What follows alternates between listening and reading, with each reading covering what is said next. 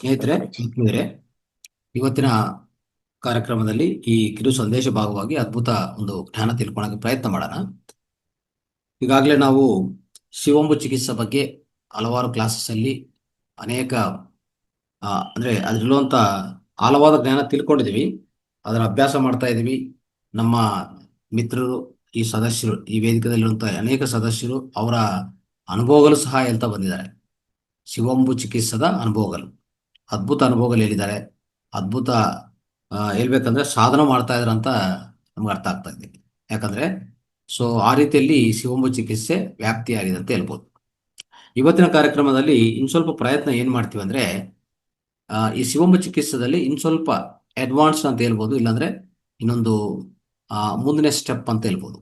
Okay, higher step ಅದೇನಂತಂದ್ರೆ, ಈ ಹಳೆಯ ಮೂತ್ರ, ವಯಸ್ಸಾದ ಮೂತ್ರದ ಹಳೆಯದ ಮೂತ್ರ ಅಂದ್ರೆ ಏನು, ವಯಸ್ಸಾದ ಮೂತ್ರ ಅಂದ್ರೆ ಏನು, ಅದರಲ್ಲಿ ವಿಶಿಷ್ಟತೆ ಏನು ನೋಡಿದ್ರ, ಅದರಲ್ಲಿ ಇರುವಂತ ವಿಶಿಷ್ಟತೆ ಏನು. ಇಂದಿನ ಕ್ಲಾಸಲ್ಲಿ ನಾನು ಸ್ವಲ್ಪ ಹಂಚಿಕೆ ಮಾಡಿರ್ಬೋದು, ಅಂದ್ರೆ ನಿಮಗೆ ವಿಷಯ ಮುಟ್ಟಿರ್ಬೋದು. ಆದರೆ ಇವತ್ತಿನ ಕ್ಲಾಸಲ್ಲಿ ಸಂಪೂರ್ಣವಾಗಿ ತಿಳ್ಕೊಳಕ್ಕೆ ನಮ್ಮ ಪ್ರಯತ್ನ ಆಗುತ್ತದೆ. ಆ ಪ್ರಯತ್ನ ಆಗಿದ್ರೆ ಎಷ್ಟೋ ಜನ ಇದರಿಂದ ಅದ್ಭುತ ಲಾಭ ಪಡೆಯುತ್ತ ಅವಕಾಶ ಇದೆ ಸ್ನೇಹಿತರೆ. ಈ ಹಳೆ ಮೂತ್ರ ಮಾಡುವಂತ ಒಂದು ಅದರ ಮಹತ್ವವಾದ ಕೆಲಸ ಏನಂತಂದ್ರೆ, ಅತಿ ವೇಗವಂತವಾಗಿ ನಮ್ಮ ದೇಹವನ್ನು ಚೈತನ್ಯಗೊಳಿಸೋದು. ನಮ್ಮ ದೇಹದಲ್ಲಿರುವಂಥ ಅನೇಕ ಹೇಳ್ಬೇಕಂದ್ರೆ ಭಯಾನಕರ ರೋಗಗಳಾಗ್ಲಿ, ಮನಸ್ಸಲ್ಲಿ ಅಶಾಂತಿ ಆಗಲಿ, ಮನಸ್ಸಲ್ಲಿ ಗೊಂದಲ ಆಗಲಿ, ಪ್ರತಿಯೊಂದಕ್ಕೂ ಇದು ಪರಿಹಾರ ಅಂತ ಹೇಳ್ಬೋದು. ಒಂದೇ ಪರಿಹಾರ ಸಾಕು. ಆದರೆ ಈ ವಯಸ್ಸಾದ ಮೂತ್ರ, ಹಳೆಯ ಮೂತ್ರ ಸ್ವಲ್ಪ ರುಚಿ, ಇಲ್ಲಾಂದ್ರೆ ಅದು ಕುಡಿಯೋದಲ್ಲಿ ಸ್ವಲ್ಪ ಕಷ್ಟ ಅನಿಸ್ಬೋದು. ಆದರೆ ಯಾರು ಮಾಡೋಕ್ಕೆ ಪ್ರಯತ್ನ ಮಾಡ್ತಾರೋ, ನಾವ್ ಹೇಳ್ತೀವಲ್ಲ, ಯಾವುದು ಕಹಿ ಆಗಿರ್ತದೋ ಅದು ಸಿಹಿ ಆಗುತ್ತೆ. ನಮಗೇನಾಗತ್ತೆ ಅಂದ್ರೆ ಸಿಹಿ ಆಗತ್ತೆ, ಒಂಥರ ಸ್ವೀಟ್ ಆಗತ್ತೆ. ಇಲ್ಲಿ ಬಾಯಲ್ಲಿ ಕಹಿ ಆಗ್ಬೋದು, ಒಳಗಡೆ ಹೋದ್ರೆ ಸಿಹಿ ಆಗತ್ತೆ ಅಲ್ವಾ. ಆ ರೀತಿಯಲ್ಲಿ ಅದ್ಭುತ ಕೆಲಸ ಮಾಡೋಂಥದ್ದು ಈ ವಯಸ್ಸಾದ ಮೂತ್ರ, ಹಳೆಯ ಮೂತ್ರ. ಯಾಕೆ ಇಷ್ಟು ಇದರಲ್ಲಿ ಇಷ್ಟು ಮಹತ್ವ ಇದೆ, ಯಾವ ರೀತಿಯಲ್ಲಿ ಮಾಡ್ಕೋಬೇಕು, ಹಳೆಯ ಮೂತ್ರನ ಯಾವ ರೀತಿ ತಯಾರು ಮಾಡ್ಕೋಬೇಕು ಅದು ಗೊತ್ತಾಗಬೇಕಲ್ಲ. ಹಳೆಯ ಮೂತ್ರ ಅಂದ್ರೆ ಎಷ್ಟು ಮೂತ್ರವನ್ನು ಆ ವಯಸ್ಸು ಹೆಚ್ಚು ಮಾಡೋದು ಅಂತ ಅಲ್ವಾ. ಆದ್ರೆ ಅದಕ್ಕೇನು ಸ್ವಲ್ಪ ಅದಕ್ಕಿರುವಂತ ಈ ಸ್ಟೆಪ್ಸ್ ಆಗಲಿ, ಹಂತವಾಗಿ ಸ್ಟೇಜಸ್ ಆಗಲಿ, ಪ್ರತಿಯೊಂದು ತಿಳ್ಕೊಬೇಕು ನಾವು. ಅದಕ್ಕೋಸ್ಕರವೇ ಇವತ್ತಿನ ಈ ತರಗತಿ ನಾವು ನಡೆಸ್ತಾ ಇದ್ವಿ. ಇದರಲ್ಲಿ ಏನಂತಂದ್ರೆ ಸ್ನೇಹಿತರೆ, ಯಾವುದು ಫ್ರೆಶ್ ಅಂದ್ರೆ, ಈ ಹಳೆಯ ಮೂತ್ರ ಅಂದ್ರೆ ಏನು, ಅದರಲ್ಲಿ ಏನು ಪ್ರಾಮುಖ್ಯವಾಗಿ ಅಂಶಗಳಿದೆ, ಮತ್ತೆ ಅದನ್ನು ತಯಾರು ಮಾಡಿಕೊಳ್ಳೋ ವಿಧಾನ ಏನು, ಈ ಮೂರು ಅಂಶಗಳು ಇವತ್ತು ಸ್ವಲ್ಪ ಹೇಳ್ಬೇಕಂದ್ರೆ ಸಂಕ್ಷಿಪ್ತವಾಗಿ ತಿಳ್ಕೊಳ್ಳೋಕೆ ಪ್ರಯತ್ನ ಮಾಡೋಣ. ನೋಡಿ, ಈ ಹಳೆ ಮೂತ್ರ ಅಂದ್ರೆ ನಮ್ಮ ಇಡೀ ಪ್ರತಿದಿನ ಬರುವಂತ ನಮ್ಮ ದೇಹದಿಂದ ಆಚೆ ಕಡೆ ಹೋಗುವಂತ ಶಿವಂಬು ಏನಿದೆಯೋ, ಉಪಯೋಗಕರ ಜಲ ಏನಿದೆಯೋ, ಈ ಜಲವನ್ನು ಏನ್ ಮಾಡ್ತೀವಿ ಅಂದ್ರೆ ತಗೊಂಡು ಸಂಗ್ರಹಣ ಮಾಡ್ಕೊಳ್ತೀವಿ. ಸಂಗ್ರಹಣ ಮಾಡ್ಕೊಳ್ಳುವಾಗ ನಮ್ಗಿರುವಂತ ಅಂದ್ರೆ ಸ್ಥಿತಿ ಪ್ರಕಾರ ನಾವು ಒಂದು ಚಿನ್ನದ ಪಾತ್ರ ಆಗಲಿ, ಬಿಳಿ ಪಾತ್ರ ಆಗಲಿ, ಕಾಪರ್ ಪಾತ್ರ ಆಗಲಿ, ಮತ್ತೆ ಮಣ್ಣಿನ ಪಾತ್ರ ಆಗಲಿ, ಆ ರೀತಿಯಲ್ಲಿ ಗಾಜು ಪಾತ್ರ ಆಗಲಿ, ಪ್ಲಾಸ್ಟಿಕ್ ಮಾತ್ರ ಬೇಡ, ಪ್ಲಾಸ್ಟಿಕ್ ಬಳಸಕ್ ಹೋಗ್ಬಿಡಿ. ಓಕೆ, ಇಷ್ಟೆಲ್ಲ ಪಾತ್ರಗಳಲ್ಲಿ ಎಲ್ಲಿ ಬೇಕಂದ್ರೆ ಅಲ್ಲಿ ಸಂಗ್ರಹಣ ಮಾಡ್ಕೊರಿ. ಸಂಗ್ರಹಣ ಮಾಡಿಕೊಂಡು ಅದು ಸ್ವಲ್ಪ ವಯಸ್ಸಂದ್ರೆ ಅದು ಹಾಗೆ ಇಟ್ಟಿದ್ರೆ, ಅದರ ಸಮಯ ಸ್ವಲ್ಪ ಹೆಚ್ಚು ಅದಕ್ಕೆ ಸಮಯ ಕೊಟ್ಟಿದ್ರೆ, ಅದಕ್ಕೂ ಸಮಯ ನಾವು ಕೊಟ್ಟಿದ್ರೆ ಅದೇನಾಗತ್ತೆ, ಹಳೆಯ ಮೂತ್ರ ಆಗತ್ತೆ, ವಯಸ್ಸಾದ ಮೂತ್ರ ಆಗತ್ತೆ. ಅದರಲ್ಲಿರುವಂತ ಈ ವೈದ್ಯಕೀಯ ಅಂಶಗಳು ತುಂಬಾ ಬಲಪಡತ್ತೆ, ತುಂಬಾ ಹೆಚ್ಚಾಗತ್ತೆ ಹೇಳ್ಬೇಕಂದ್ರೆ. ಅಂದ್ರೆ ಇಟ್ ಬಿಕಮ್ಸ್ ಒಂದು ರೀತಿಯಲ್ಲಿ ಮೆಡಿಸಿನಲ್ ಪವರ್ಸ್ ಹೆಚ್ಚಾಗತ್ತೆ ಅಂತ ಹೇಳ್ಬೋದು. ಇನ್ನು ಇದೇನಂತ ಕರೀತಾರೆ ಅಂದ್ರೆ, the most powerful medicine on the earth ಅಂತ ಹೇಳ್ತಾರೆ ಹಳೆಯ ಮೂತ್ರ. ಇದಕ್ಕಿಂತ ನಮ್ಗೆ ಹೆಚ್ಚೇನು ಏನ್ ಬೇಕಾಗತ್ತೆ. ಸರಿ, ಆಯ್ತು, ಏನಾಗ್ತಾ ಇದೆ ಇದರಲ್ಲಿ, ಯಾವ ರೀತಿಯಲ್ಲಿ ವಯಸ್ಸು ಹೆಚ್ಚಾಗಿದೆ ಅಂತ ಅಂದ್ರೆ ಅದರ ಅಲೆ ಆಗ್ತಾ ಇರೋಂತ, ಎಷ್ಟು ಅಲೆಯದಾಗ್ತಾ ಇದೆಯೋ ಅಷ್ಟು ಮೆಡಿಸಿನಲ್ ಪವರ್ಸ್ ಹೆಚ್ಚಾಗ್ತಾ ಇದೆ ಅಂತ ಹೇಳ್ತೀವಲ್ಲ. ಅದರಲ್ಲಿ ಏನಾಗ್ತಾ ಇದೆ, ಯಾಕೆ ಅಷ್ಟು ಪವರ್ ಹೆಚ್ಚಾಗ್ತಾ ಇದೆ, ಪೊಟೆನ್ಸಿ ಹೆಚ್ಚಾಗ್ತಾ ಇದೆ ಈ ಹಳೆಯ ಮೂತ್ರದಲ್ಲಿ, ಆದರೂ ತಿಳ್ಕೊಳ್ಳೋಕೆ ಪ್ರಯತ್ನ ಮಾಡೋಣ. ಏನೇನು ನಡೀತದೆ ಒಳಗಡೆ ಅಂತ ತಿಳ್ಕೊಳ್ಳೋಕೆ ನಾವು ಪ್ರಯತ್ನ ಮಾಡೋಣ. ಸ್ನೇಹಿತರೆ, ಇಲ್ಲಿ ಮೂರು ಅಂಶಗಳು ಯಾವಾಗಲೂ ಅರ್ಥ ಮಾಡ್ಕೊಳ್ಳಿ. ಹಳೆಯ ಮೂತ್ರ ಬಗ್ಗೆ ಮಾತಾಡಕ್ ಹೋದ್ರೆ ಮೂರು ಅಂಶಗಳು ಯಾವಾಗಲೂ ನೆನಪಿಟ್ಕೋಬೇಕಾಗತ್ತೆ, ಅದ್ರ ಬಗ್ಗೆ ಅರ್ಥ ಮಾಡ್ಕೋಬೇಕು ನಾವು. ತಿಳುವಳಿಕೆ ಬೇಕು. ಏನವದಂದ್ರೆ ಮೊದಲನೇದು ಆಲ್ಕಲೈನಿಟಿ ಅಂದರೆ ಆಲ್ಕಲೈನ್, ಎರಡನೇದು ಆಕ್ಸಿಜನ್, ಮೂರನೇದು ನೆಗೆಟಿವ್ ಅಯಾನ್ಸು ವಿಸ್ತಾರವಾಗಿ ಲಭ್ಯವಾಗುವುದು. ಈ ಮೂರು ವಿಷಯಗಳು ಹಳೆ ಮೂತ್ರ ಬಗ್ಗೆ ಪ್ರಧಾನವಾಗಿ ನಾವು ಚರ್ಚೆ ಮಾಡಬೇಕಾಗ್ತದೆ. ಈ ಆಲ್ಕಲೈನ್ ಅಂತ ಹೇಳಿದ್ರೆ ಸ್ನೇಹಿತರೆ ಏನಾಗುತ್ತೆ ಅಂದ್ರೆ ಯೂರಿನ್ ಅನ್ನೋದು ಅದು ಏಜ್ ಆಗ್ತಾ ಇರುವಾಗ ಅದರಲ್ಲಿ ಆಲ್ಕಲೈನಿಟಿ ಹೆಚ್ಚಾಗ್ತದೆ ಅಂತ ಹೇಳ್ತಾರೆ. ಅಂದ್ರೆ ಉದಾಹರಣೆಗೆ ನೀವು ಅಸಿಡಿಕ್ ಫುಡ್ ತಿಂದಿರ ಅಂತ ಇಟ್ಕೊಳ್ಳಿ, ನಿಮ್ಮಿಂದ ಬರುವಂತ ಮೂತ್ರವನ್ನು ಅಸಿಡಿಕ್ ಆಗಿರುತ್ತೆ, ಅಂದ್ರೆ ಒಂಥರ ಹೇಳ್ಬೇಕಂದ್ರೆ ಆಮ್ಲಯುತವಾಗಿರುತ್ತೆ. ಆಮ್ಲಯುತವಾಗಿರುವಂತ ನಿಮ್ಮ ಜಲ ಅಂದ್ರೆ ನಿಮ್ಮ ಮೂತ್ರ ಅದನ್ನು ಹಿಡಿದು ಈ ರೀತಿಯಲ್ಲಿ ವಯಸ್ಸು ಹೆಚ್ಚು ಮಾಡ್ತಾ ಹೋದ್ರೆ ಸಂಗ್ರಹಣ ಮಾಡಿ ಹಾಗೆ ಸ್ವಲ್ಪ ದಿವಸ ಹೇಗೆ ಮಾಡ್ಕೋಬೇಕಂತ ಆ ಪದ್ಧತಿ ಹೇಳ್ಕೊಡ್ತೀನಿ. ಆದರೆ ಆ ರೀತಿಯಲ್ಲಿ ಅದಕ್ಕೆ ಹೆಚ್ಚು ವಯಸ್ಸಾಗುವಾಗ ಏನಾಗುತ್ತೆ ಗೊತ್ತಾ, ದಿನ ದಿನ ದಿನ ಅದು ಆಲ್ಕಲಿನ್ ಆಗಿ ಪರಿವರ್ತನೆಗೊಳಿಸ್ತಾ ಹೋಗ್ತದೆ. ನೋಡಿದ್ರಾ ಎಷ್ಟು ಮಹತ್ವ ಇದು. ಅಂದ್ರೆ ನಾವು ಮೂತ್ರ ಎಷ್ಟೇ ಅಸಿಡಿಕ್ ಇರ್ಲಿ ನಮ್ಮಿಂದ ಆಚೆ ಕಡೆ ಬರುವಂತ ಮೂತ್ರ, ಯಾಕಂದ್ರೆ ನಾವು ಆಹಾರ ಏನೇನೋ ಸೇವನೆ ಮಾಡಿರ್ತೀವಿ ಅಲ್ವಾ, ಅದನ್ನು ವಯಸ್ಸು ಹೆಚ್ಚು ಮಾಡ್ತಾ ಹೋಗಿರುವಾಗ ಇದೆಲ್ಲ ಪರಿಶೋಧನೆ ಸಂಶೋಧನೆ ಆಗಿರೋದು ನಾನು ಹೇಳ್ತಾ ಇದ್ದೀನಿ. ಇದೇನೋ ಹಾಗೆ ಸುಮ್ಮನೆ ನಾನು ಏನೋ ನಮಗೆ ಅನಿಸಿರೋದನ್ನ ಹೇಳ್ತಾ ಇಲ್ಲ. ಇಲ್ಲಿ ಸಂಶೋಧನೆ ನಡೆಸಿ ಇದು ಅನೇಕ ಸಂಶೋಧನೆ ನಡೆಸಿದ ಮೇಲೆ ಅದ್ಭುತವಾದ ಮಾಹಿತಿ ಜ್ಞಾನವನ್ನು ಅನೇಕ ಸಂಶೋಧಕರು ಅವರು ಹೇಳಿರುವಂಥ ವಿಷಯಗಳಿವೆಲ್ಲ. ಆ ರೀತಿಯಲ್ಲಿ ವಯಸ್ಸು ಆಗ್ತಾ ಆಗ್ತಾ ಅದು ಅಸಿಡಿಕ್ ಇರೋದು ಅಂದ್ರೆ ಆಮ್ಲಯುತವಾಗಿರುವಂತ ಆ ಮೂತ್ರ ಕ್ಷಾರಯುತವಾಗ್ತಾ ಇದೆ, ಅಂದ್ರೆ ಒಂಥರ ಆಲ್ಕಲಿನ್ ಆಗ್ತಾ ಇದೆ. ನೋಡಿ ಸ್ನೇಹಿತರೆ, ಯಾವುದೇ ಒಂದು ಜಲವನ್ನು ಅಂದ್ರೆ ನಾವು ಹೇಳ್ತಾ ಇರ್ತೀವಿ ನೀರನ್ನು ಆಲ್ಕಲೈನ್ ಮಾಡ್ಕೊಂಡು ಕುಡಿ ಅಂತ ಹೇಳ್ತೀವಿ ಅಲ್ವಾ. ನೀರು ಆಲ್ಕಲೈನ್ ಮಾಡ್ಕೊಂಡ ವಿಧಾನ ಏನು ನಮ್ಗೆಲ್ಲ ಗೊತ್ತಿರುವಂತ ಒಂದು ತಕ್ಷಣವೇ ನಮ್ಗೆ ನೆನಪು ಬರುವಂತ ಒಂದು ಕ್ರಿಯೆ ಏನಂತಂದ್ರೆ ಅಂದ್ರೆ ಒಂದು ಪ್ರಕ್ರಿಯೆ ಏನಂತಂದ್ರೆ ಒಂದು ನೀರು ತಗೊಂಡು ಅದರಲ್ಲಿ ಸ್ವಲ್ಪ ಈ ಸೌತೆಕಾಯಿ ಪೀಸಸ್ ಹಾಕೋದು, ಆ ಜೊತೆಗೆ ಒಂದು ಲೆಮನ್ ಪೀಸ್ ಹಾಕೋದು ಅಲ್ವಾ. ಆ ರೀತಿಯಲ್ಲಿ ಮಾಡಿ ಇಡೀ ನೈಟ್ ಹಿಡಿದ್ರೆ ಬೆಳಗ್ಗೆಗೆಲ್ಲ ಅದು ಏನಾಗುತ್ತೆ, ಆಲ್ಕಲೈನ್ ವಾಟರ್ ಆಗುತ್ತೆ. ಅದು ಕುಡಿತಾ ಇರ್ಬೋದು, ಒಂದು ದಿವಸ 2 ದಿವಸ ಅದೇ ಕುಡಿಬೋದು. ಇಡೀ ನೈಟ್ ಇಟ್ಟಿದ್ರೆ ಬೆಳಗ್ಗೆಗೆಲ್ಲ ಅದು ಏನಾಗುತ್ತೆ, ಆಲ್ಕಲೈನ್ ವಾಟರ್ ಆಗುತ್ತೆ. ಆ ರೀತಿಯಲ್ಲಿ ಅನೇಕ ರೀತಿಯಲ್ಲಿ ಮಾಡ್ಕೋಬಹುದು ಆಲ್ಕಲೈನ್ ವಾಟರ್ ಜಲವನ್ನ ಹೇಳೋದು. ಆ ರೀತಿಯಲ್ಲಿ ನೋಡಿದ್ರೆ ಉದಾಹರಣೆಗೆ ಅಗ್ನಿಹೋತ್ರ ಭಸ್ಮ ಇರತ್ತೆ, ಸ್ವಲ್ಪ ಒಂದು ಚಿಟಿಕೆ ಭಸ್ಮ ಹಾಕಿ ಇಟ್ಬಿಟ್ಟಿದ್ರೆ ನೈಟ್ ಎಲ್ಲ ಬೆಳಗ್ಗೆಲ್ಲ ಅದು ಆಲ್ಕಲೈನ್ ಆಗುತ್ತೆ. ನೋಡಿ ಎಷ್ಟು ಈಸಿಯಾಗಿ. ಇದು ಬದಲಾಗಿ ನಾವು ಒಂದು ಕೆಂಗನ್ ಮೆಷಿನ್ ಪರ್ಚೇಸ್ ಮಾಡೋದಾಗ್ಲಿ, ದೊಡ್ಡ ದೊಡ್ಡ ಇನ್ನು ಬೇರೆ ಬೇರೆ ಇತರ ಯಂತ್ರಗಳು ಪರ್ಚೇಸ್ ಮಾಡಿ ಖರ್ಚು ಮಾಡೋದು ಬೇಕಾಗಿಲ್ಲ. ಆದರೂ ನಮಗೂ ಸಿಗತ್ತೋ ಸಿಗಲ್ಲೋ ಗ್ಯಾರಂಟಿ ಇಲ್ಲ. ಆದರೆ ನಮ್ಮ ಟ್ರೆಡಿಷನಲ್ ಬೇಸ್ ಸಾಂಪ್ರದಾಯ ಪದ್ಧತಿಗಳು ಬಳಸ್ಕೊಂಡಿದ್ರೆ ಇಷ್ಟೆಲ್ಲ ಲಾಭಗಳಿದೆ ಅಂತ ನಾವು ಅರ್ಥ ಮಾಡ್ಕೋಬೇಕು. ಆ ರೀತಿಯಲ್ಲಿ ಸ್ನೇಹಿತರೆ ಇಲ್ಲಿ ಆಲ್ಕಲೈನಿಟಿ ಹೆಚ್ಚಾಗ್ತಾ ಹೋಗ್ತದೆ. ಅಂದ್ರೆ ವಯಸ್ಸು ಅಂದ್ರೆ ಸ್ವಲ್ಪ ಈ ಮೂತ್ರ ವಯಸ್ಸು ಆಗ್ತಾ ಇರುವಾಗ ಇದು ಹೆಚ್ಚಾಗ್ತಾ ಹೋಗ್ತದೆ ಅಂತ ನೀವು ಅರ್ಥ ಮಾಡ್ಕೋಬೇಕು. ಅದೇ ರೀತಿಯಲ್ಲಿ ಯಾವಾಗ ಆಲ್ಕಲೈನಿಟಿ ನಮ್ಮಲ್ಲಿ ಅಂದ್ರೆ ಈ ಮೂತ್ರ ಆಲ್ಕಲೈನ್ ಆಗುತ್ತೋ ಅದನ್ನು ಕುಡಿದ್ರೆ ಏನಾಗತ್ತೆ, ಅದು ಒಳಗಡೆ ಹೋದ್ಮೇಲೆ ನೇರವಾಗಿ ಬ್ಲಡ್ ಅಲ್ಲಿ ಅದು ಸೇರ್ಕೊಂತದೆ. ಯಾವುದು ಮೂತ್ರ, ಆ ಮೂತ್ರ ಬ್ಲಡ್ ಅಲ್ಲಿ ಅಂದ್ರೆ ಆ ಬ್ಲಡ್ ಒಳಗಡೆ ಸಂಗ್ರಹಣ ಆಗತ್ತೆ. ಮೂತ್ರದಿಂದ ಅನೇಕ ಮಿನರಲ್ಸ್ ಏನಿದೆಯೋ ಅವೆಲ್ಲ ಸಂಗ್ರಹಣ ಆಗುವಾಗ ಈ ಮೂತ್ರ ಆಲ್ಕಲೈನ್ ಇರುವಾಗ ಬ್ಲಡ್ ಸಹ ಏನಾಗತ್ತೆ, ಆಲ್ಕಲೈನ್ ಆಗತ್ತೆ. ಆಲ್ಕಲೈನ್ ಆದ್ರೆ ಏನು ಉಪಯೋಗ ಅದರ ಅರ್ಥ ಮಾಡ್ಕೋಬೇಕು ನಾವು. ಏನಂತಂದ್ರೆ ನಾವು ಪ್ರಾಣವಾಯು ತಗೊಂತೀವಲ್ಲ, ಆಕ್ಸಿಜನ್ ಬ್ಲಡ್ ಅಲ್ಲಿ ಇರುತ್ತೆ. ಅಂದ್ರೆ ಆ ಬ್ಲಡ್ ಸೆಲ್ಸ್ ಅಂತ ಹೇಳ್ತೀವಿ, ಕೆಂಪು ರಕ್ತ ಕಣಗಳಿದೆ. ಆ ಕೆಂಪು ರಕ್ತ ಕಣಗಳು ಏನಿದೆಯೋ ಅದಕ್ಕೂ ಹೆಚ್ಚು ಆಕ್ಸಿಜನ್ ಕ್ಯಾರಿಯಿಂಗ್ ಕೆಪಾಸಿಟಿ ಬೇಕು. ಅದೊಂದೇ ಅಲ್ಲ, ಅದು ಆಕ್ಸಿಜನ್ ಏನು ಆ ರಕ್ತದಲ್ಲಿ ಪ್ರವಾಹ ಆಗ್ತಾ ಇದೆಯೋ ಈ ರೆಡ್ ಬ್ಲಡ್ ಸೆಲ್ಸು ಅದನ್ನು ಆಕ್ಸಿಜನ್ ತಗೊಂಡು ಅದನ್ನು ಆಕ್ಸಿಜನ್ ಪ್ರತಿಯೊಂದು ಅಂಗಕ್ಕೆ, ಅವಯವಕ್ಕೆ, ಟಿಶ್ಯೂಸು, ಮಸಲ್ಸು ಎಲ್ಲದಕ್ಕೂ, ಆರ್ಗಾನ್ಸ್ ಪ್ರತಿಯೊಂದು ಅವಯವಕ್ಕೂ ಸಪ್ಲೈ ಮಾಡ್ತವೆ.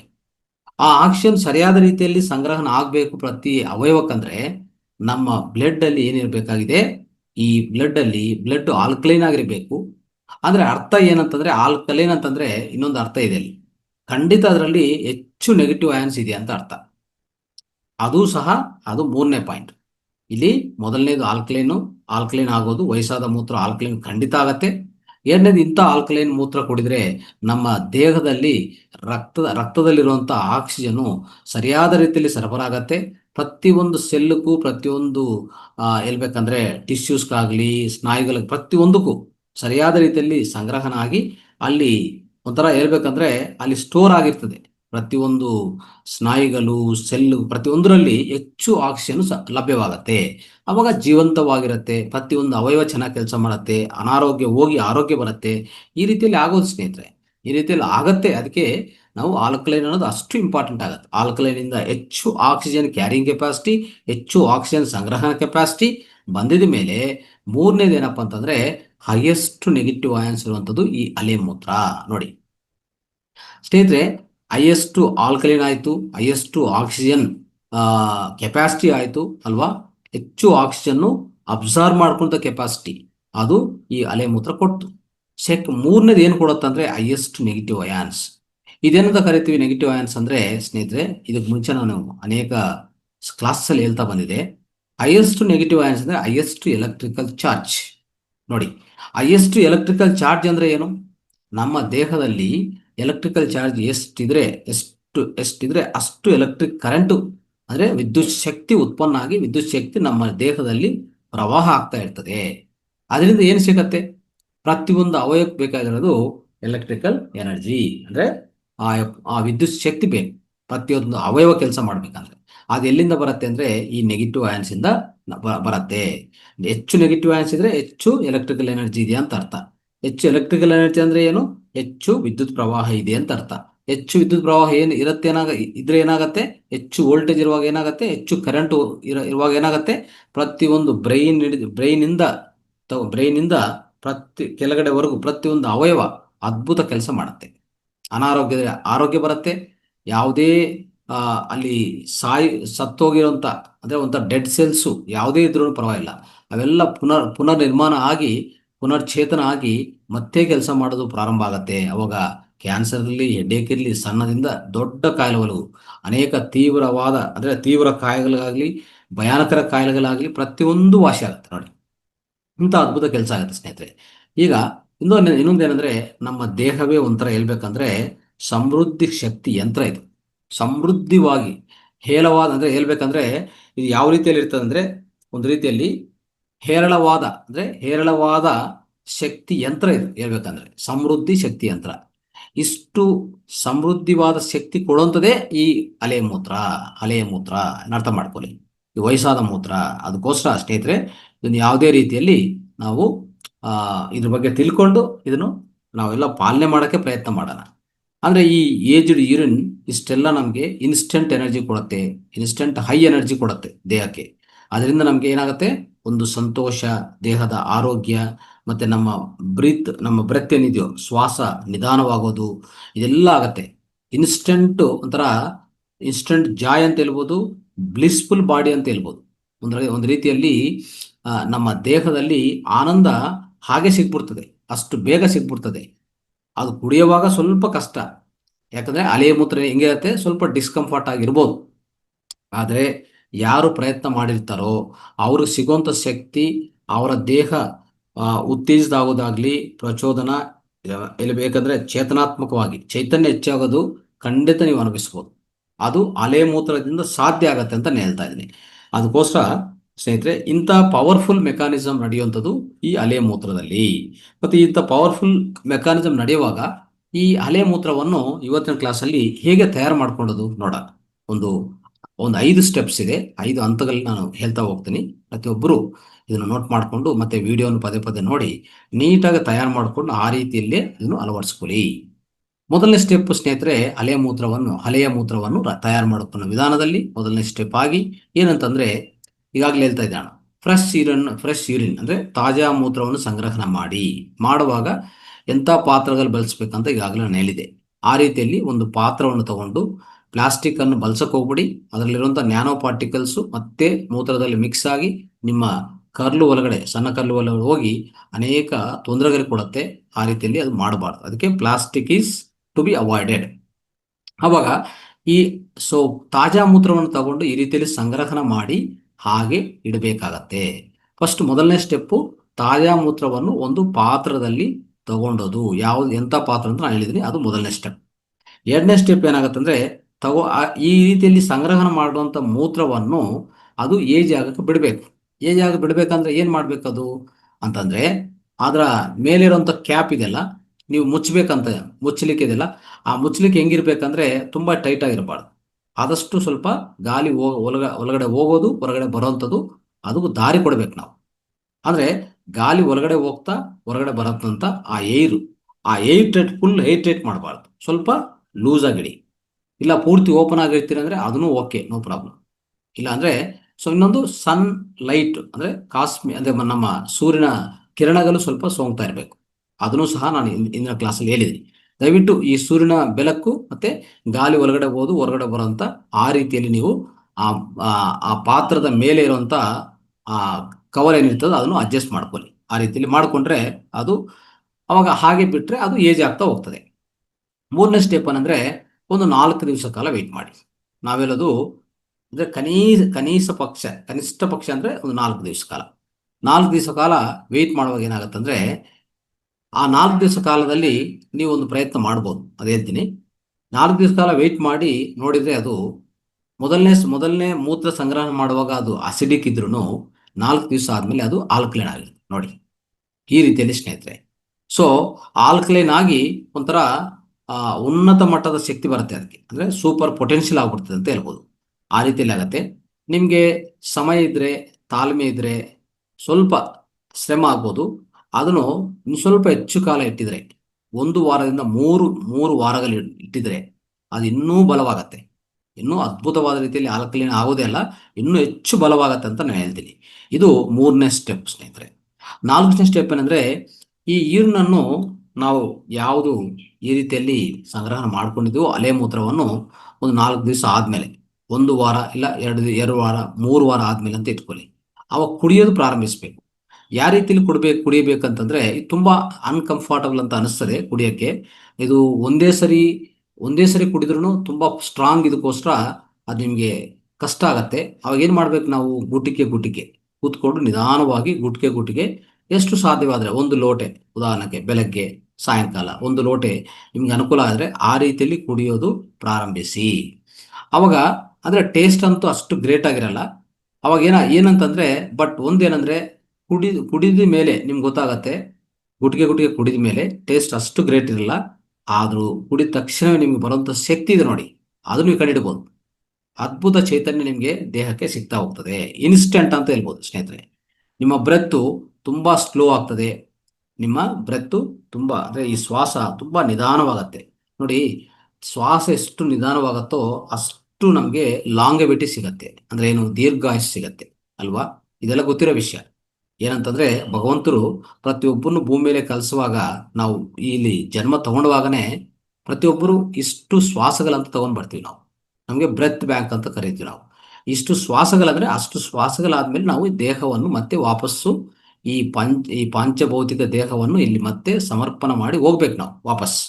ಅದನ್ನೇ ದೇಹ ತ್ಯಾಜ ಅಂತ ಹೇಳ್ತೀವಿ. ಆ ದೇಹ ತ್ಯಾಜ ಮಾಡಿ ಹೋಗ್ಬೇಕಾಗತ್ತೆ. ಇದು ನಮ್ದಲ್ಲ ದೇಹ ಅಲ್ವಾ. ಈ ಪಂಚಭೂತಗಳಿಂದ ತಯಾರಾಗಿರುವಂಥದ್ದು, ಈ ನಿಸರ್ಗಕ್ಕೆ ಸಂಬಂಧ ಇರೋದು ಈ ದೇಹ. ನಮ್ಮ ತಾಯಿ ಮೂಲಕ ಗರ್ಭದಿಂದ ನಾವು ಪಂಚಭೂತಗಳಿಂದ ನಿರ್ಮಿತವಾಗಿ ಬಂದಿರುವಂಥ ಈ ದೇಹ ನಮ್ದಲ್ಲ. ಅವಾಗ ಮತ್ತೆ ವಾಪಸ್ ಹೋಗುವಾಗ ಏನಪ್ಪಾ ಅಂತಂದ್ರೆ, ನಾವು ಎಷ್ಟು ಶ್ವಾಸಗಳು ತಗೊಂಡು ಬಂದಿರ್ತೀವೋ ಅಷ್ಟು ಶ್ವಾಸಗಳು ಕಳೆದಿದ ಮೇಲೆ ಇಲ್ಲಿ 1 ಸೆಕೆಂಡ್ ಇರಕ್ಕೆ ಆಗಲ್ಲ ಸ್ನೇಹಿತರೆ. ಆ ಶ್ವಾಸಗಳು ಯಾವ ರೀತಿಯಲ್ಲಿ ನಾವು ಅದನ್ನು ಸೇವ್ ಮಾಡ್ಕೋಬೇಕು, ಯಾವ ರೀತಿಯಲ್ಲಿ ನಾವು ಸಂರಕ್ಷಣೆ ಮಾಡ್ಕೋಬೇಕು ಅಂತಂದ್ರೆ ನಿಧಾನ ಶ್ವಾಸ ಬೇಕು. ಆ ನಿಧಾನ ಶ್ವಾಸಗಳು ಬೇಕಂದ್ರೆ ಧ್ಯಾನದಲ್ಲಿ ತೊಡಗಿಸ್ಕೋಬೇಕು, ಪ್ರಾಣಾಯಾಮ ಮಾಡಬೇಕು. ಈ ರೀತಿಯಲ್ಲಿ ಅಲೆ ಮೂತ್ರ ಕುಡಿತಾ ಧ್ಯಾನ ಮಾಡ್ತಾ ಹೋದ್ರೆ ಏನಾಗುತ್ತೆ, ನಿಮ್ಮ ಶ್ವಾಸಗಳು ತುಂಬಾ ನಿಧಾನವಾಗತ್ತೆ. ಒಂದು ನೋಡಿ, ಸಾಧಾರಣ ವ್ಯಕ್ತಿ ಏನ್ ಮಾಡ್ತಾನೆ, 1 ನಿಮಿಷಕ್ಕೆ ಆದಷ್ಟು 16 ರಿಂದ 18 ಶ್ವಾಸಗಳು ತಗೋತಾನೆ. ಒಂದು ದಿವಸಕ್ಕೆ 21,600 ಶ್ವಾಸಗಳು ತಗೋತಾನೆ.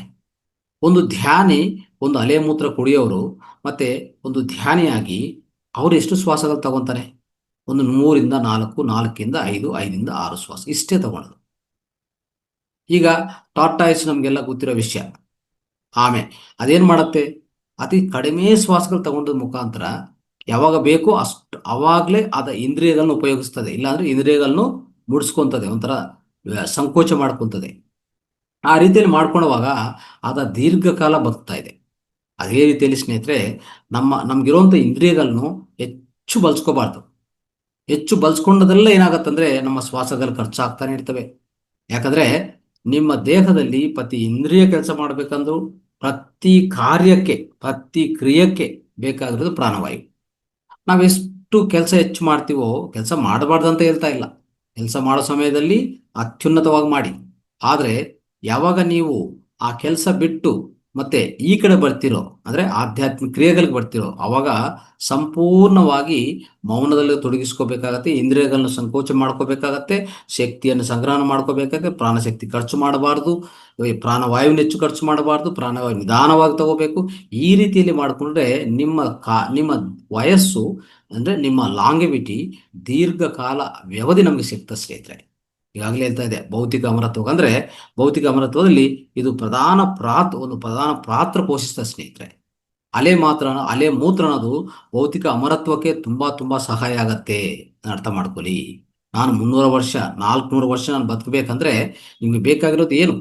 ಪ್ರಾಣಶಕ್ತಿ ಬೇಕು, ಪ್ರಾಣವಾಯು ಬೇಕು. ಪ್ರಾಣವಾಯು ಖರ್ಚು ಮಾಡಬಾರ್ದು ಹೆಚ್ಚು. ಪ್ರಾಣವಾಯು ನಾವು ಎಷ್ಟು ಸಂರಕ್ಷಣೆ ಮಾಡಿಕೊಂಡ್ರೆ ಅಷ್ಟು ದೀರ್ಘಕಾಲ ಬದುಕಬಹುದು.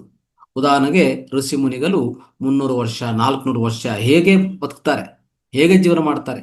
ಅದಕ್ಕೆ ಏನು ದಾರಿ ಅಂತಂದ್ರೆ ಇದೆ, ಅವರ ಅವರ ಶ್ವಾಸಗಳನ್ನ ಅವರು ಸಂರಕ್ಷಣೆ ಮಾಡ್ಕೊತಾರೆ, ಖರ್ಚು ಮಾಡೋದಿಲ್ಲ ಸ್ನೇಹಿತರೆ. ಸೊ ಈ ಅಲೆ ಮೂತ್ರ ಈ ಅವಕಾಶ ನಮ್ಗೆಲ್ಲರೂ ಕೊಡುತ್ತೆ ಅಂತ ನಾನು ಹೇಳ್ತಾ ಇದ್ದೀನಿ. ಇದು ಅಲ್ಟಿಮೇಟ್ ಎನರ್ಜಿ ಡ್ರಿಂಕ್ ಅಂತ ಕರಿತೀನಿ ನಾನು. Is A most ultimate energy drink, the most powerful medicine on the earth. ಅರ್ಥ ಆಯ್ತಾ? ಆಯ್ತು. ಈಗ 5ನೇ ಸ್ಟೆಪ್ ಏನಂತಂದ್ರೆ, ತುಂಬಾ ಜನಗೆ ನಾನು ಕುಡಿಯೋಕ್ಕಾಗಲ್ಲ, ಇದೇನೋ ಒಂಥರ ಟೇಸ್ಟ್ ತುಂಬಾ, ಅಂದ್ರೆ ಟೇಸ್ಟ್ ಇಲ್ಲ, ತುಂಬಾ ಕಟುವಾಗಿದೆ ಅಲ್ವಾ, ಆ ರೀತಿಯಲ್ಲಿ ಇದೆ ಅಂತ ಅನ್ಕೊಂಡಿದ್ದೀರಿ. ಅವಾಗ ಏನ್ ಮಾಡ್ಬೇಕು? ಇದನ್ನು ತಗೊಂಡು ಮೈಯೆಲ್ಲ ಹಚ್ಕೋಬೇಕಾಗತ್ತೆ. ಮೈ ಹಚ್ಕೊಂಡ್ರೆ ಏನು? Instant energy. ಅರ್ಥ ಆಯ್ತಾ? ನಿಮ್ಗೆ ಏನೇ ಎಂಥ ಭಯಾನಕರ ವ್ಯಾಧಿ ಇದ್ರೂ ಅದು ಹೋಗಲಾಡಿಸ್ತದೆ. ಚರ್ಮದ ವ್ಯಾಧಿಗಳು, ಯಾವುದೇ ಚರ್ಮದ ವ್ಯಾಧಿಗಳಿರಲಿ, ಅದು ಖಂಡಿತ ಹೋಗಲಾಡಿಸ್ತದೆ. ನಿಮ್ಮ ದೇಹದಲ್ಲಿರುವಂಥ ಟಾಕ್ಸಿನ್ಸ್ ಅನ್ನು ಹಾಗೆ ಒಳಗಡೆ ಇರುವಂಥದನ್ನು ಹೊರಗಡೆ ತಗೊಂಡು ಆಚೆ ಕಡೆ ಕಲಿಸ್ತದೆ. ಅಂಥ ಶಕ್ತಿ ದಿಕ್ಕಿದೆ ಅಲೆ ಮೂತ್ರಕ್ಕೆ. ನಾನು ಹೇಳ್ತಾ ಇದ್ದೀನಿ, ನಿಮ್ಮ ದೇಹದಲ್ಲಿ ಟಾಕ್ಸಿನ್ಸ್ ಹೆಚ್ಚಿದ್ರೆ ಅವೆಲ್ಲ ಒಂಥರ ಅದನ್ನು ಸಂಗ್ರಹಣ ಮಾಡಿ ಅದೆಲ್ಲನೂ ಆಚೆ ಕಡೆ ಕಲಿಸುವಂಥ ಕೆಲಸ ಈ ಅಲೆ ಮೂತ್ರ ಮಾಡ್ತದೆ. ಅದಕ್ಕೆ ನೀವು ಕುಡಿಯೋಕ್ಕೆ ಸಾಧ್ಯವಿಲ್ಲ ಅಂದರೆ ಇಡೀ ದೇಹ ತಲೆಯಿಂದ ಕೆಳಗೆವರೆಗೂ, ಅಂದರೆ ಆ ತಲೆಯಿಂದ ಕೆಲವರೆಗೂ ನಾವು ನೀಟಾಗಿ ಹಚ್ಕೊಂಡು ಒಂದು ಸ್ವಲ್ಪ ಸಮಯ ಕೊಟ್ಟು ಆಮೇಲೆ ಯಾವುದೇ ಒಂದು ಹಿಟ್ಟು ಉಪಯೋಗಿಸಿ ನಾವು ಸ್ನಾನ ಮಾಡಬೇಕಾಗತ್ತೆ ಸ್ನೇಹಿತರೆ. ಓಕೆ, ಈ ರೀತಿಯಲ್ಲಿ ಮಾಡಿಕೊಂಡ್ರೆ ನಿಮ್ಮ ದೇಹ ಎಷ್ಟು ಹೈಡ್ರೇಷನ್ ಆಗತ್ತೆ, ಎಷ್ಟು ಕಾಂತಿ ಬರುತ್ತೆ ಅಲ್ವಾ. ಆ ರೀತಿಯಲ್ಲಿ ಪ್ರತಿಯೊಂದು ಚರ್ಮದ ಮೇಲೆ ಕಾಂತಿ, ಅದರ ಮೇಲಿರುವಂಥ ಯಾವುದೇ ತೊಂದರೆಗಳು, ಯಾವುದೇ ಅನಾರೋಗ್ಯ ವಿಷಯಗಳು, ಚರ್ಮದ ತೊಂದರೆಗಳಾಗಲಿ ಚರ್ಮದ ವ್ಯಾಧಿಗಳಾಗಲಿ ಪ್ರತಿಯೊಂದು ಹೋಗಲಾಡಿಸ್ತದೆ. ಇನ್ಕ್ಲೂಡಿಂಗ್ ಸೋರಿಯಾಸಿಸ್, ಗ್ಯಾಂಗ್ರೀನ್, ಸೋರಿಯಾಸಿಸ್ ಅಲ್ವಾ. ಸೊ ಅಂಥ ಭಯಾನಕರ ವ್ಯಾಧಿಗಳು, ಮತ್ತೆ ಈ ಬಿಳಿ ಬಿಳಿ ಚುಕ್ಕೆಗಳು ಎಲ್ಲ, ಈ ಬಿಳಿ ವೈಟ್ ಪ್ಯಾಚಸ್ ಅಂತ ಕರಿತಾ ಇದ್ರು ನಾವು. ಸೊ ಅದನ್ನು ಸಹ ಪ್ರತಿಯೊಂದು ಸಹ ಇದು ಪರಿಹರಿಸ್ತದೆ. ಅದನ್ನು ಆ ರೀತಿಯಲ್ಲಿ ಹೇಳ್ಬೋದು ಸ್ನೇಹಿತರೆ. ಅದಕ್ಕೆ ಇಲ್ಲಿರುವಂಥದ್ದು ಈ ಮೂತ್ರ ಇಷ್ಟು ಪವರ್ಫುಲ್, ಅಂದ್ರೆ ಇಷ್ಟು ಪವರ್ಫುಲ್ ಅಂತ ನಾವು ತಿಳ್ಕೊಂಡಿದ ಮೇಲೆ ನಾವು ಪ್ರತಿಯೊಬ್ಬರು ಇದನ್ನು ಪಾಲನೆ ಮಾಡಕ್ಕೆ ಪ್ರಯತ್ನ ಮಾಡೋಣ. ಆಮೇಲೆ ಇದು ಯಾಕೆ ಪವರ್ಫುಲ್ ಅಂತಂದ್ರೆ ಇದು 3 ಕಾರಣಗಳೇ ಅಷ್ಟೇ. ಆಲ್ಕಲೈನ್ ಆಗಲಿ, ಆಕ್ಸಿಜನ್ ಆಕ್ಸಿಜನ್ ಸಂಗ್ರಹಣ ಮಾಡ್ಕೊಳ್ಳೋ ಕೆಪಾಸಿಟಿ ಪ್ರತಿ ಅವಯವಕ್ಕೆ, ಪ್ರತಿ ಸೆಲ್ ಕೊಡುತ್ತೆ ಇದು. ಆಮೇಲೆ ಹೈಯೆಸ್ಟ್ ನೆಗೆಟಿವ್ ಅಯಾನ್ಸು ಇದರಲ್ಲಿ ಇದೆ ಸ್ನೇಹಿತರೆ. ಇದನ್ನು ಅರ್ಥ ಮಾಡಿಕೊಂಡು ಇದರಲ್ಲಿರುವಂತಹ ಪಿ ಎಚ್ ಅನ್ನು, ಅಂದ್ರೆ ನಾನು ಈಗಾಗಲೇ ಹೇಳ್ತಾ ಇದ್ದಲ್ಲ, 4 ದಿವಸ ಇಟ್ಟಿದ್ರೆ ಅದು ಅಸಿಡಿಕ್ ಮೂತ್ರ ಆದ್ರೂ ಅಲೆ ಮೂತ್ರ ಆದ ತಕ್ಷಣವೇ ಅದು ಆಲ್ಕಲೈನ್ ಮೂತ್ರ ಆಗತ್ತ ಅಂತ ಹೇಳ್ತಾ ಇದೆಯಲ್ಲ, ಅದಕ್ಕೊಂದು ಪರೀಕ್ಷೆ ನಾವು ಮಾಡ್ಬೋದು, ಟೆಸ್ಟ್ ಮಾಡ್ಕೋಬಹುದು ನಾವೇ. ಒಂದು ಪಿ ಎಚ್ ಮೀಟರ್ ತಗೊಂಡು, ಪಿ ಎಚ್ ಸ್ಟ್ರಿಪ್ಸ್ ಅಂತ ಸಿಗುತ್ತೆ, ಪಿ ಎಚ್ ಪಟ್ಟಿಗಳು ಸಿಗುತ್ತೆ ಅಮೆಜಾನ್ ಅಲ್ಲಿ, ಹೋಗಿ ಅದನ್ನ ಪರ್ಚೇಸ್ ಮಾಡಿಕೊಂಡು ಅದನ್ನ ಚೆಕ್ ಮಾಡ್ಕೊಳ್ಳಿ. ಮೊದಲನೇ ದಿವಸ ಚೆಕ್ ಮಾಡಿ, ಮತ್ತೆ 2ನೇ ದಿವಸ ಚೆಕ್ ಮಾಡಿ, 3ನೇ ದಿವಸ ಚೆಕ್ ಮಾಡಿ, 4ನೇ ದಿವಸಕ್ಕೆ ಅದರಲ್ಲಿ ಪಿ ಎಚ್ ವ್ಯಾಲ್ಯೂ ಎಷ್ಟಿದೆ ಅಂತ ನೀವು ನೋಡಕ್ ಪ್ರಯತ್ನ ಮಾಡಿ, ನಿಮ್ಗೆ ಅರ್ಥ ಆಗತ್ತೆ. ಆ ರೀತಿಯಲ್ಲಿ ಆ ಪಿ ಎಚ್ ವ್ಯಾಲ್ಯೂ ಅಂದ್ರೆ ಅಸಿಡಿಟಿ, ಆಲ್ಕಲೈನ್ ನಾವು ಒಂಥರ ಅಳತೆ ಮಾಡಬಹುದು. ಪ್ರತಿ ದಿನಕ್ಕೆ ಆ ಪಿ ಎಚ್ ವ್ಯಾಲ್ಯೂ ಚೇಂಜ್ ಆಗ್ತದೆ ಹೋಗ್ತದೆ ಸ್ನೇಹಿತರೆ. ಇನ್ನೊಂದು ಹೇಳ್ಬೇಕಂದ್ರ ಒಂದು ಮಹತ್ವ ವಿಷಯ ಏನಪ್ಪಾ ಅಂತಂದ್ರೆ, ಈ ಪಿ ಎಚ್ ವ್ಯಾಲ್ಯೂ 9 ಆಗತ್ತಂತ ನೋಡಿ. ಪಿ ಎಚ್ ವ್ಯಾಲ್ಯೂ 9 ಆಗತ್ತೆ. 9 ಆಗೋದು ಎಲ್ಲ ನೋಡಿದ್ರ? ಎಷ್ಟು ಬೇಕದು ಪರಿಶ್ರಮೆ, ಎಂತ ಮೆಷಿನ್ ಬೇಕದಕ್ಕೆ. ಆದರೆ ನಮ್ಮ ದೇಹದಲ್ಲಿ ಅಷ್ಟು ಮಹತ್ವವಾದ ಶಕ್ತಿ ಇದೆ. ಇದು ಈಗಾಗಲೇ ಹೇಳ್ತಾ ಇದ್ದಾಳು, ಇದು ಸಮೃದ್ಧಿಯುತ ಶಕ್ತಿ ಯಂತ್ರ ನಮ್ಮ ದೇಹ. ಥರ ಮೋಸ್ಟ್ ವಂಡರ್ಫುಲ್ ಮಿರಾಕ್ಯುಲಸ್ ಮೆಷಿನ್. ಅದಕ್ಕೋಸ್ಕರ ಸ್ನೇಹಿತರೆ ಇದನ್ನು ನಾವು ಗುರುತಿಸಿ ಇದು ಉಪಯೋಗಿಸ್ಕೊಳ್ಳೋಣ. ಆಮೇಲೆ ಇನ್ನೊಂದು ನಿಮಗೆ ORP ಮೀಟರ್ ಅಂತ ಒಂದು ಸಿಗತ್ತೆ. ORP ಮೀಟರ್ ಇದು ಮೊದಲನೇದು pH metre, pH strips, pH ಪಟ್ಟಿಗಳು. ಅದು ತಗೊಂಡು pH ಚೆಕ್ ಮಾಡ್ಕೊಳ್ಳಿ. ಅಸಿಡಿಟಿ ಆಲ್ಕಲೈನ್ ಬಗ್ಗೆ ಮಾಹಿತಿ ತಿಳ್ಕೊಳ್ಳಿ. ದಿನ ದಿನಕ್ಕೆ ಯಾವ ರೀತಿಯಲ್ಲಿ ಹೆಚ್ಚಾಗ್ತದೆ ಅಂತ. ಅದೇ ರೀತಿಯಲ್ಲಿ ORP ಮೀಟರ್ ಅಂತ, ಆಕ್ಸಿಡೇಷನ್ ರಿಡಕ್ಷನ್ ಪೊಟೆನ್ಷಿಯಲ್ ಅಂತ ಒಂದು ಮೀಟರ್ ಸಿಗತ್ತೆ. ಅದನ್ನು ಅಮೆಜಾನ್ ಸಿಗ್ಬೋದು. ಅದು ತಗೊಂಡಿದ್ರೆ ಏನಾಗುತ್ತೆ, ಅದರಿಂದ ಈ ಮೂತ್ರದಲ್ಲಿ ಎಷ್ಟು ನೆಗೆಟಿವ್ ಅಯಾನ್ಸ್ ಇದೆ ಅಂತಲೂ ಗೊತ್ತಾಗತ್ತೆ. ನೆಗೆಟಿವ್ ಅಯಾನ್ಸ್ನು ನಾವು ಅಳತೆ ಮಾಡ್ಬೋದು ಸ್ನೇಹಿತರೆ. ಸೊ ಇಂಥ ಅದ್ಭುತವಾದ ವಿಷಯ ಅಂದರೆ ಆ ಅದ್ಭುತವಾದ ಈ ಮೀಟರಿಂದ, ಈ ORP ಮೀಟರಿಂದ ಈ ನೆಗೆಟಿವ್ ಅಯಾನ್ಸ್ ಅಂದರೆ ದಿನಕ್ಕೆ ಯಾವ ರೀತಿಯಲ್ಲಿ ಹೆಚ್ಚಾಗ್ತದೆ ಅದು ನಾವು ಕಂಡಿಡ್ಬೋದು ಆ ರೀತಿಯಲ್ಲಿ ಸ್ನೇಹಿತರೆ. ಅದಕ್ಕೋಸ್ಕರ ಇವೆಲ್ಲ ನಿಮಗೆ ಒಂದು ಅಳತೆ ಕೊಡುವಂಥದ್ದು, ನಿಮಗೆ ವಿಶ್ವಾಸ ಹೆಚ್ಚು ಮಾಡೋಂಥ ಇದರಲ್ಲಿ ತುಂಬ ಸಹಾಯವಾಗತ್ತೆ. ಅದನ್ನು ಅರ್ಥ ಮಾಡಿಕೊಂಡು ಸೊ ಈ ರೀತಿಯಲ್ಲಿರುವಾಗ ಈ ಮೂತ್ರವನ್ನು ಈ ರೀತಿಯಲ್ಲಿ ತಯಾರು ಮಾಡ್ಕೊಳ್ಳಿ. ಇಂಥ ಅದ್ಭುತವಾದ ಆಕ್ಸಿಜನ್ ಅಂದರೆ ನಮ್ಮ ದೇಹದಲ್ಲಿ ನಾವು ನೋಡಿ, ಒಂದು ಡೀಪ್ ಬ್ರೀತಿಂಗ್ ಮಾಡಿದರೆ ನಮಗೆ ಸಿಗುವಂಥ ಆಕ್ಸಿಜನ್ ಇದೆಯಲ್ಲ, ಆ ಆಕ್ಸಿಜನ್ ಯಾವ ರೀತಿಯಲ್ಲಿ ಸಿಗುತ್ತೋ ಅದೇ ರೀತಿಯಲ್ಲಿ ಪ್ರತಿಯೊಂದು ಜೀವಕೋಶಕ್ಕೆ ಆಕ್ಸಿಜನ್ ತಲುಪಿಸುವಂಥ ವ್ಯವಹಾರ ಈ ಅಲೆ ಮೂತ್ರ ಮಾಡುತ್ತೆ. ತಲುಪಿಸೋದೊಂದೆಲ್ಲ, ಆ ಪ್ರತಿ ಜೀವಕನ, ಪ್ರತಿ ಸ್ನಾಯುಗಳೆಲ್ಲ, ಪ್ರತಿ ಅವಯವನೂ ಸಹ ಈ ಆಕ್ಸಿಜನ್ ಸಂಗ್ರಹಣ ಮಾಡಿಕೊಂಡು ರಿಟೈನಿಂಗ್ ಕೆಪಾಸಿಟಿ ಅಂತ ಹೇಳ್ತೀವಿ ನಾವು. ಅಂದರೆ ಹಿಡಿದಿಟ್ಕೊಳ್ತವೆ. ಆ ರೀತಿಯಲ್ಲಿ ಇಟ್ಕೊಳ್ಳುವಾಗ ಪ್ರತಿ ಅವಯವ ಆರೋಗ್ಯವಂತವಾಗಿರುತ್ತೆ. ಅರ್ಥ ಮಾಡ್ಕೊಳ್ಳಿ. ಸೊ ಅದಕ್ಕೋಸ್ಕರ ಸೊ ಇಂಥ ಇದು ಅದ್ಭುತವಾದ ಒಂದು ಅಲೆಯ ಮೂತ್ರ ಇಷ್ಟೆಲ್ಲ ನಮಗೆ ಸಹಾಯ ಮಾಡತ್ತಂತ ಹೇಳ್ತಾ, ಇದನ್ನು ಪ್ರತಿಯೊಬ್ಬರು ಇದನ್ನು ಪಾಲನೆ ಮಾಡಿ. ಆಮೇಲೆ ಇನ್ನೂ ಇದರ ಬಗ್ಗೆ ಹೆಚ್ಚು ಮಾಹಿತಿ ಅಂತಂದರೆ, ಉದಾಹರಣೆಗೆ ಆಲ್ಕಲೈನಿಟಿ ಬಗ್ಗೆ ಆಗ್ಬೋದು, ಮತ್ತು ನೆಗೆಟಿವ್ ಆಯನ್ಸ್ ಬಗ್ಗೆ ಆಗ್ಬೋದು, ಈ ಆಕ್ಸಿಜನ್ ಬಗ್ಗೆ ಆಗ್ಬೋದು. ಇನ್ನೂ ಹೆಚ್ಚು ಮಾಹಿತಿ ಇದು ಮುಂದಿನ ಕ್ಲಾಸಲ್ಲಿ ಕೊಡ್ತೀವಿ ಖಂಡಿತ. ಅದ್ರ ಜೊತೆಗೆ ಏನಂತಂದರೆ, ಇದು ಯಾವ ರೀತಿಯಲ್ಲಿ ಉಪಯೋಗಿಸ್ಕೋಬೋದು. ಈಗ ನಾನು ಉದಾಹರಣೆಗೆ 2 ರೀತಿಯಲ್ಲಿ ಹೇಳಿದೆ. ಒಂದು ಕುಡಿಯೋದು, ಇನ್ನೊಂದು ಅಂದರೆ ಬಾಯಿಂದ ಕುಡಿಯೋದೊಂದು, ಮತ್ತು ಇಡೀ ದೇಹಕ್ಕೆ ಹಚ್ಕೊಳ್ಳೋದೊಂದು. ಇದು ಮಾತ್ರ ನಾನು ಹೇಳೋಕ್ಕೆ ಪ್ರಯತ್ನ ಮಾಡಿದ್ದೀನಿ ಅಲ್ವಾ. ಆದರೆ ಇನ್ನೂ ಏನು ಮಾಡ್ಬೋದು ಅಂದರೆ, ಅನೇಕ ವಿಧಗಳಲ್ಲಿ ನಾವು ಇದನ್ನು ಸೇವನೆ ಮಾಡ್ಬೋದು. ಉದಾಹರಣೆಗೆ ಕಿವಿ ಚಿಕಿತ್ಸೆ ಮಾಡ್ಕೊಳ್ಳೋದು, ಕಣ್ಣು ಚಿಕಿತ್ಸೆ ಮಾಡ್ಕೊಳ್ಳೋದು, ಮೂಗಿಂದ ಕುಡಿಯೋದು ಅಲ್ವಾ, ರೆಕ್ಟಮಿಂದ ಅಂದರೆ ನಾವು ಗುದದ್ವಾರದಿಂದ ಎನಿಮಾ ಮುಖಾಂತರ ತಗೊಂಡೋದು, ಅನೇಕ ರೀತಿಗಳಿದೆ. ಅದ್ರ ಬಗ್ಗೆ ಇನ್ನೂ ಹೆಚ್ಚು ಮಾಹಿತಿ, ಹೆಚ್ಚು ಚರ್ಚೆ ಮುಂದಿನ ಕ್ಲಾಸಲ್ಲಿ ಮಾಡೋಕ್ಕೆ ಪ್ರಯತ್ನ ಮಾಡೋಣ. ಸೊ ಇದೆಲ್ಲ ತಾವೆಲ್ಲ ಕೇಳಿಸ್ಕೊಂಡಿದ್ದಕ್ಕೂ ಎಲ್ಲರಿಗೂ ಧನ್ಯವಾದಗಳು. ನಮಸ್ತೆ. Thank you.